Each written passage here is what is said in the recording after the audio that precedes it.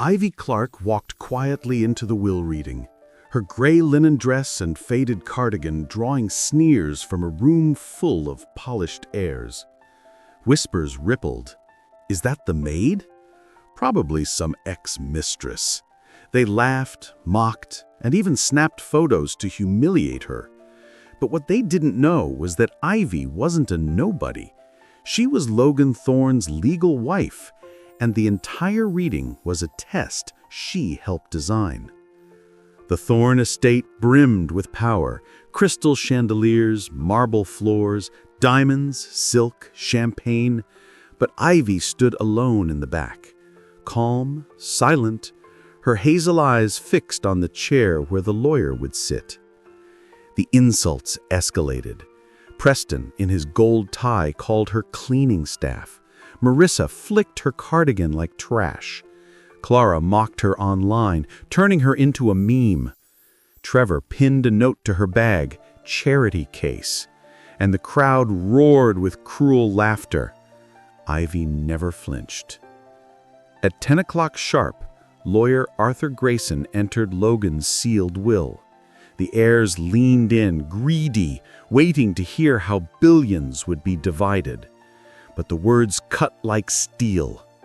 To my family, colleagues, and associates, I leave nothing but this truth.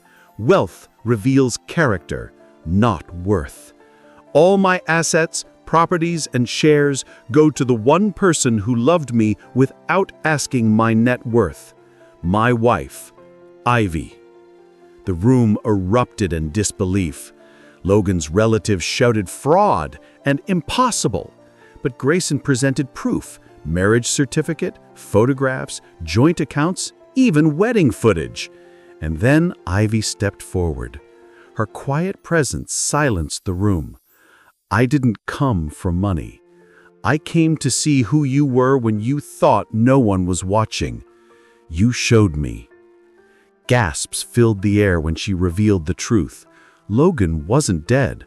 A monitor flickered on. Logan appeared live, watching from a hidden location.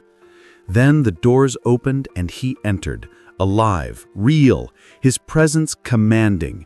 He stood beside Ivy and declared, "She designed this test, and you all failed." One by one, names were read: Preston, Marissa, Clara, Gerald, Lillian, Trevor. All who mocked Ivy were cut off, their wealth, power, and even Clara's online empire stripped away before their eyes. Guards escorted them out as Logan's voice thundered, "You called my wife a maid. You turned her into a meme. You judged her for what she wore. That's not loyalty. That's greed." When the chaos ended, only 3 remained: Sarah, Michael, and Anna, the few who had shown Ivy kindness.